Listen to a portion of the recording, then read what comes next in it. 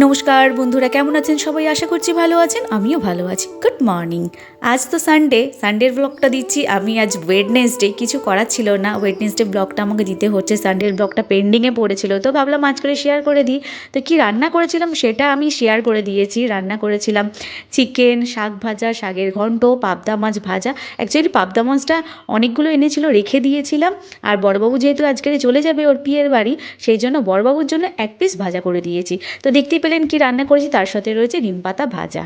আর এখন আমরা রেডি হয়ে গেছি একটু দুর্গাপূজার মেলায় যাওয়ার জন্য।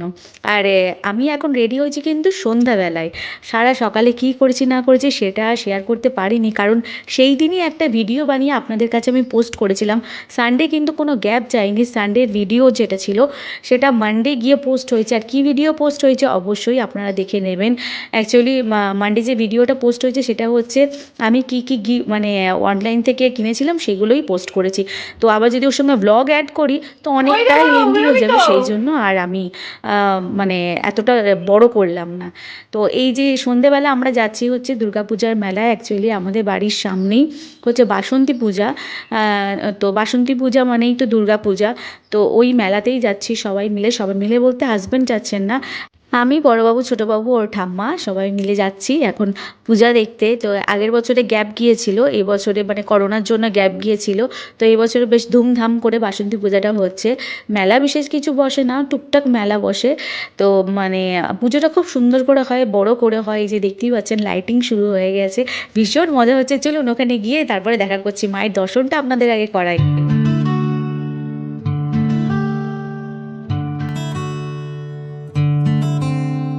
শিউলি ফুলের নলুক দেব দেব কাঁচের চুড়ি,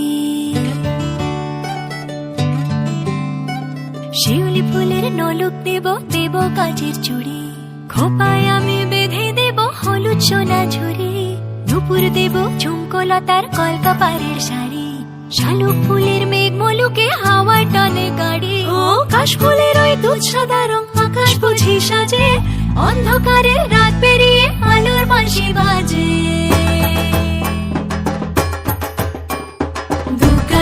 দুর্গা এলো মন লাগে না রে, বুকের ভেতর ঢ্যাঙ্করা কর বাদ্যি বাজে রে।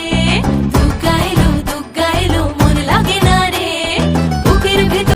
মায়ের দর্শন আমরা করে নিয়েছি, করে নিয়ে আর টুকটাক যা জিনিসপত্র বসেছে একটু দেখছি। তবে ছোটোবাবুর খেলনা কেনার মতন, মানে ও যেগুলো পছন্দ করে টুকটাক মেলা থেকে গিয়ে যেগুলো কেনে সেগুলো একদমই কিছুই বসেনি। তো ভাবলাম যাই গিয়ে একটু ফুচকা খেয়ে আসি। তো ওখানে হাঁটতে হাঁটতে ফুচকার দোকানে আমরা এবার যাচ্ছি।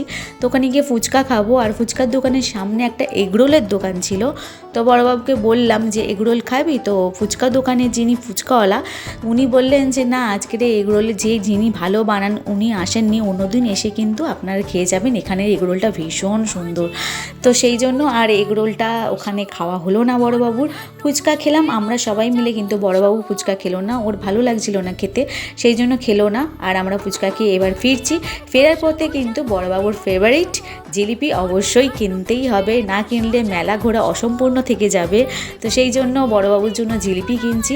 তবে জিলিপি এখানে একটা গুড়ের জিলিপি নয়, ওটা হচ্ছে রং দেওয়া জিলিপি, সেটা তো ভালো মতনই বুঝতে পেরেছি। কিন্তু কি করব, বড়বাবুর প্রিয় খাবার হচ্ছে জিলিপি, জিলিপি ছাড়া চলবে না ওর।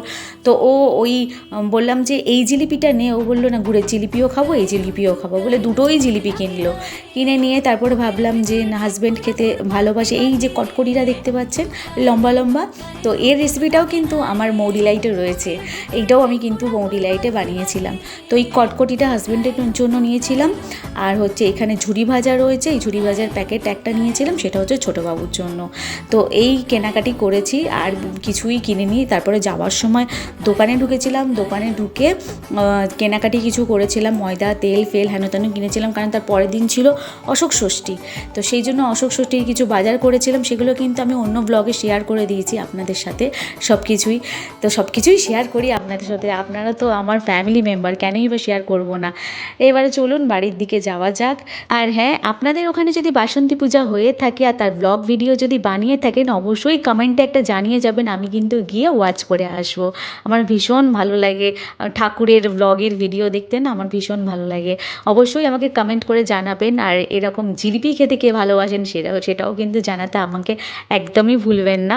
তবে আমি কিন্তু জিলিপি একদম পছন্দ করি না, আমি এক টুকরোও গালে দিই না জিলিপি। জিলিপি খেতে আমার একদম ভালো লাগে না।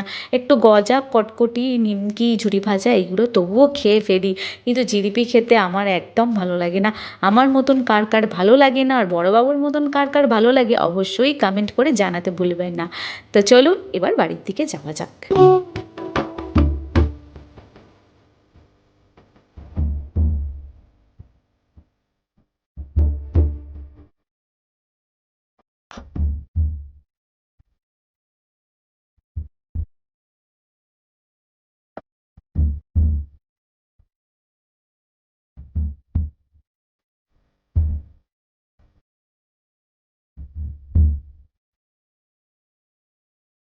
আজকের ব্লগটা আপনাদের কেমন লাগলো অবশ্যই কমেন্ট করে জানাবেন। ছোট্ট ব্লগ দিলাম আজকের, আবার কালকের আসবে বড় ব্লগ। তো আজকের ব্লগটা যদি ভালো লেগে থাকে ছোট্ট করে একটা লাইক করবেন, কমেন্ট করবেন, শেয়ার করবেন অ্যান্ড সাবস্ক্রাইব করতে একদমই ভুলবেন না। আপনারা অনেক ভালোবাসা দিচ্ছেন, আমি ভীষণই খুশি হয়েছি।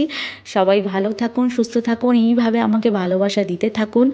চলুন আবারও আসছি নতুন ব্লগের সাথে, ততক্ষণের জন্য bye and take care, love you guys.